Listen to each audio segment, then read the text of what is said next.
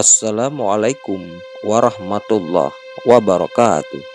Kembali lagi di channel Syadul Asam. Pada kesempatan hari ini kita akan membahas tentang fenomena alam, bencana alam di Sulawesi Tengah, fenomena alam atau hutan rusak. Mari kita simak video berikut. Sebelum menonton video berikut, jangan lupa sukai, komen, berlangganan, serta bagikan video ini agar bermanfaat bagi semua. Berdasarkan data Badan Penanggulangan Bencana Daerah atau BPBD Sulawesi Tengah, selama 2 tahun terakhir, bencana alam berupa banjir dan tanah longsor paling menonjol terjadi di sejumlah daerah di Provinsi Jantung Pulau Sulawesi itu. Pada April dan Mei 2019, banjir bandang dan tanah longsor menerjang beberapa wilayah di Sulawesi Tengah, seperti di Kabupaten Toli-Toli, Parigi Motong, Donggala, Morowali Utara, Banggai, Poso, dan Sigi. Tidak sedikit kerugian material dialami masyarakat dan pemerintah akibat bencana alam tersebut. Bahkan, bencana menelan beberapa korban jiwa, antara lain terseret banjir dan tertimbun material lumpur dan tanah longsor.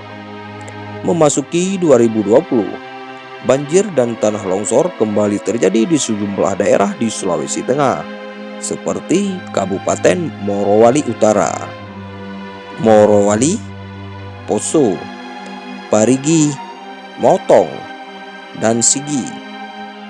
Selain memorak-porandakan rumah-rumah warga, bencana juga merusak sejumlah jalan dan jembatan, serta lahan pertanian dan perkebunan masyarakat, seperti banjir di Poso beberapa waktu lalu. Selain menggenangi ribuan rumah warga di beberapa kecamatan, juga memutus jalur Trans Sulawesi dan Kecamatan Poso Pesisir, dan jalur Poso Napu menuju Palu, ibu kota Provinsi Sulawesi Tengah. Bencana itu juga menelan korban jiwa.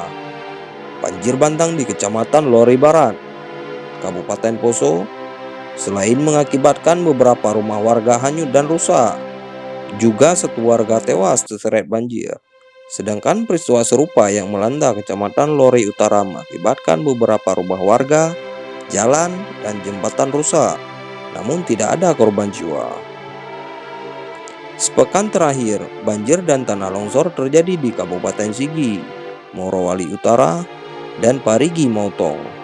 Bencana melanda desa Omu, Saluki, dan Tufa di Kecamatan Gambu Basa, Kabupaten Sigi pada hari Rabu. Sempat mengakibatkan jalur darat menghubungkan Palu dan 4 kecamatan di dataran Kulawi putus total selama 2 hari. Di sejumlah lokasi badan jalan di jalur tersebut diterjang banjir dan longsor. Jalur kembali normal setelah Dinas Pekerjaan Umum atau PU dan Bina Marga setempat melakukan perbaikan. Pada Kamis tanggal 18 Juni, banjir bandang dan tanah longsor menerjang sejumlah wilayah di Kabupaten Morowali Utara.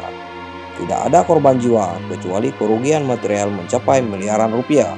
Banjir di Kabupaten Morowali Utara mengakibatkan banyak rumah warga di sejumlah desa di daerah penghasil tambang dan sawit serta karet tersebut terendam dan rusak. Bahkan satu jembatan menghubungkan beberapa desa di kabupaten itu putus dan hingga saat ini belum diperbaiki. Pada hari yang sama, banjir melanda Kecamatan Toribolu, Kabupaten Parigi Motong. Banyak warga terpaksa diungsikan ke tempat aman karena rumah-rumah mereka terendam banjir. Tidak ada korban jiwa. Kepala BPBD Provinsi Sulawesi Tengah, Bartolomeus Tandigala, mengatakan bencana alam di sejumlah daerah setempat dalam beberapa pekan terakhir karena curah hujan yang tinggi. Dalam beberapa pekan ke depan, berdasarkan informasi BMKG, sejumlah wilayah di Sulawesi Tengah termasuk Kota Palu masih berpotensi diguyur hujan sedang hingga lebat. Selain karena fenomena alam, banjir dan longsor di beberapa daerah di Sulawesi Tengah karena fungsi hutan sudah berkurang. Tidak bisa dimungkiri karena adanya penebangan pohon secara tak terkendali oleh para oknum masyarakat yang mungkin karena didesak faktor ekonomi, memenuhi kebutuhan sehari-hari. Karena tuntutan ekonomi, mereka masuk hutan dan kemudian mengambil hasil hutan berupa kayu dan non-kayu untuk dijual, sedangkan hasil penjualan untuk membeli berbagai kebutuhan. Sebenarnya, BPBD provinsi maupun kabupaten dan di kota di Sulawesi Tengah terus berupaya memberikan sosialisasi melalui setiap pertemuan dan masyarakat tentang pentingnya menjaga hutan dan alam. Warga diminta tidak lagi menebang pohon secara sembarang atau membuka lahan untuk kebun baru, terutama di wilayah-wilayah daerah aliran sungai, karena rawan memicu banjir dan tanah longsor, terutama saat curah hujan tinggi. Khusus di wilayah Sigi, memang perlu mendapat perhatian serius dari pemerintah, sebab kebanyakan desa berdekatan dengan kawasan hutan dan sehingga rawan banjir. Seorang anggota DPR RI asal Provinsi Sulawesi Tengah, Matindas J. Rumambi, mempertanyakan penyebab banjir dan tanah longsor di sejumlah wilayah di Sulawesi Tengah dalam beberapa tahun terakhir ini. Bencana alam bukan semata-mata karena faktor cuaca ekstrim, tapi juga dipicu keberadaan hutan yang sudah rusak.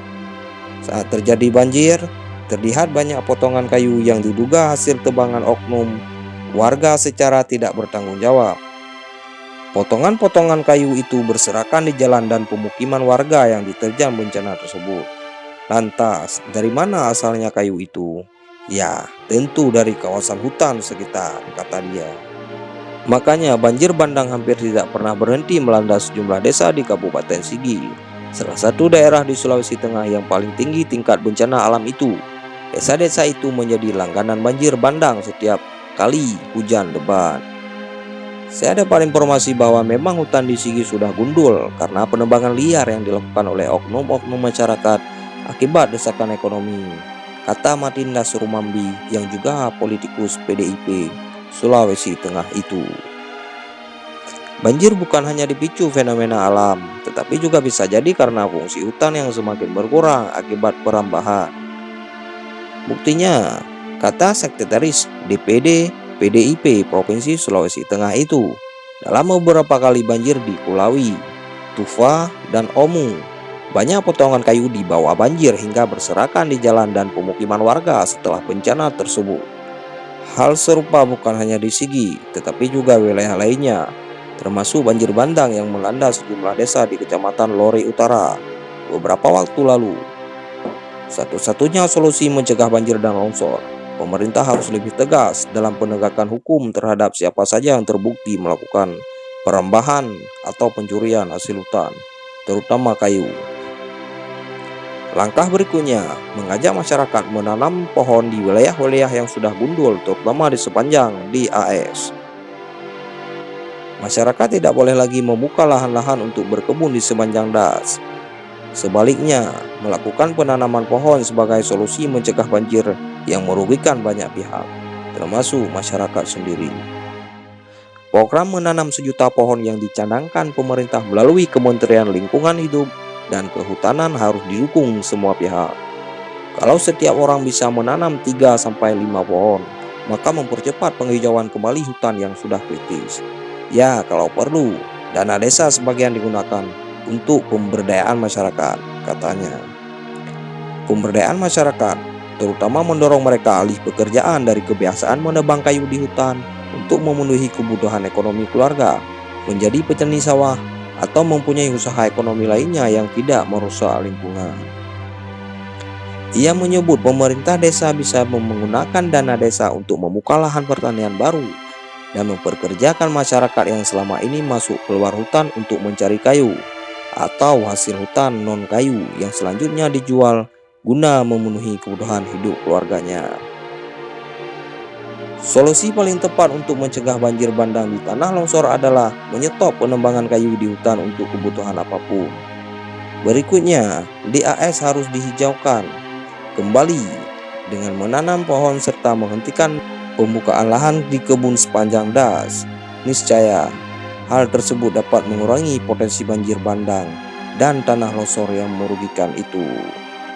Demikian sekilas informasi tentang fenomena alam. Wassalamualaikum warahmatullahi wabarakatuh.